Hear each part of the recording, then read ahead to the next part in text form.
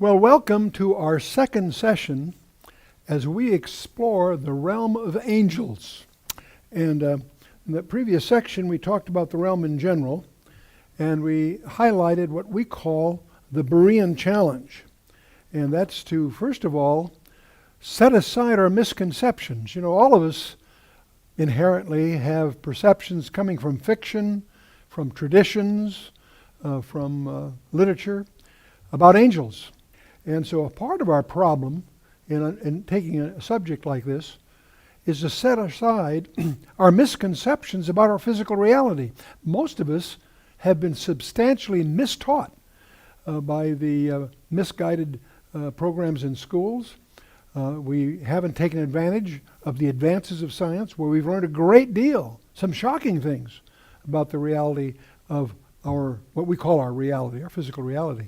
And we covered some of that in the first session to try to set a groundwork against which to try to understand this strange world that I call the metacosm, that world which is beyond the specific boundaries of the reality that we experience. And so we're now going to, in this session, move into biblical angels. We're going to talk about their characteristics and limitations that we know from the truth of the Bible. And we'll talk about some of the specific major players we encounter there. So session 1 was just the groundwork from last time.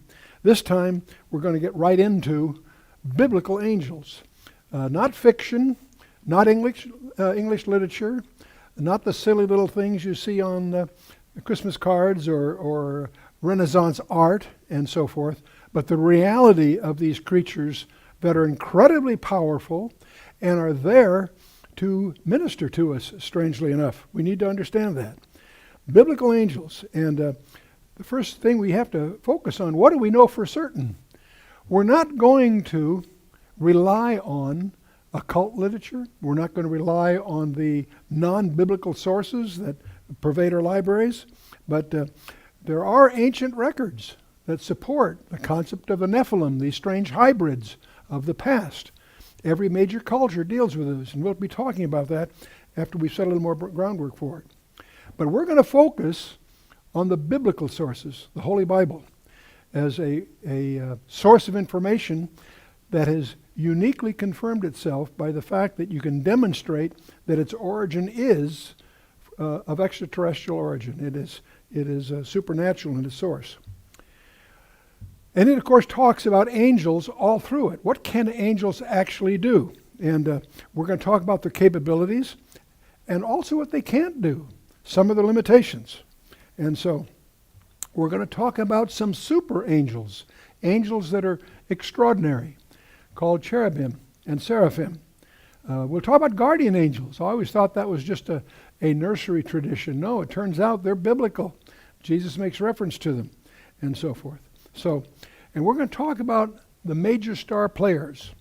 2 of them that we actually know their names. They have job descriptions in effect. Gabriel and Michael. And we'll talk a little bit about that as we go here. But the word angel in the Hebrew, malach, actually is simply one who is dispatched with a message. And we see that term used 196 times in the scripture. Over 100 times it's referred to as angels in the sense of a supernatural messenger of some kind. But 98 times it's just the word messenger. The term can be used just for a messenger, and 4 times it's even used for ambassadors. So the term has its own ambiguities. In the Greek translation of the Old Testament and in the New, the word is angelos. And that, again, it means a messenger or an envoy, somebody who is sent implicitly from God. And 179 times it's translated angels, 7 times just as messengers. And the 7 letters, 7 churches make reference to these, and some scholars think they're just the name for the pastors of those churches, but most scholars, I think, ascribe a supernatural role to them. And so the ministry of angels, what do they actually do? What are they there for? And we know from Hebrews 1 that they continually serve those who will inherit salvation. And if you're one of those, the angels are there to serve you, whether you realize it or not. They're real. It's not just a euphemism or a cliche. They're very alive and real. They reveal unknown truth. There's a number of places in the book of Daniel, also the book of Acts, where angels reveal something you didn't know before. They give personal guidance all through the New Testament. They protect you from harm. There are cases where you are protected from harm, you may not even realize it. And they deliver us from our enemies in Acts, several places, and so forth. That's their ministry. And it may be invisible, but it's very, very, actually has tangible results. And we see angels encouraging and strengthening. Jacob was encouraged in Genesis 32. Daniel, all through the book of Daniel, he is ministered by angels in Daniel 8 and 10. And so we're going to look at some of those specifically for their illumination. Paul, of course, had frequent encounters with angels, and they provided food for Elijah back in 1 Kings. We see them all through the Bible, ministering, helping, providing, shielding, strengthening. And so angels guide us ourselves. We learn from Genesis 19. They encourage us in Judges 6.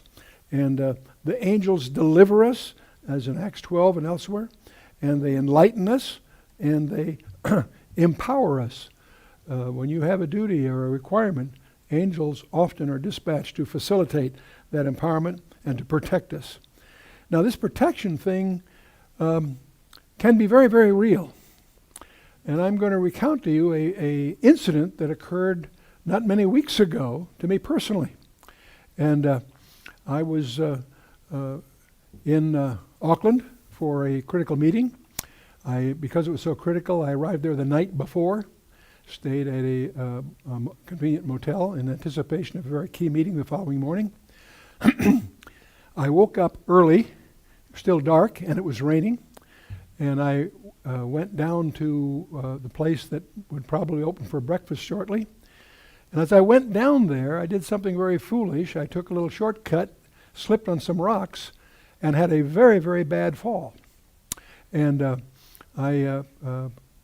as I realized I had really done something pretty stupid, had a very bad fall, I realized I couldn't see out of my left eye. It was starting to swell. And to make a long story short, I thought I had lost the sight of my left eye. Fortunately, it just got very, very swollen, and it turned out later we discovered it wasn't that serious. But we also, when I later talked to doctors, it was clear that my glasses had protected my eye from any damage. I had a very, very severe head shock, but there was no damage to the cornea, the retina, any of that. There was no actual eye damage, even though the swelling kept me from seeing for a while. And what protected my eye clearly from the scarring was my glasses. But as I began to assemble the events of my mind, what I was startled to realize, after I fell, I obviously had to find my glasses. And my glasses, actually, when I finally had enough light to see better and so forth, my glasses were more than 10 yards away, neatly put on a little ledge, which I picked up and put on. And later on discovered it was the glasses that had protected my eye from more serious damage. And as we tried to later reconstruct what actually happened, how I fell and what really happened, the more we tried to do that, the more puzzling it was, because it was clear that the glasses had protected my eye, and yet they were a substantial distance from where I fell. And it may sound very corny and so forth, but I really believe that I had the experience of Psalm 91.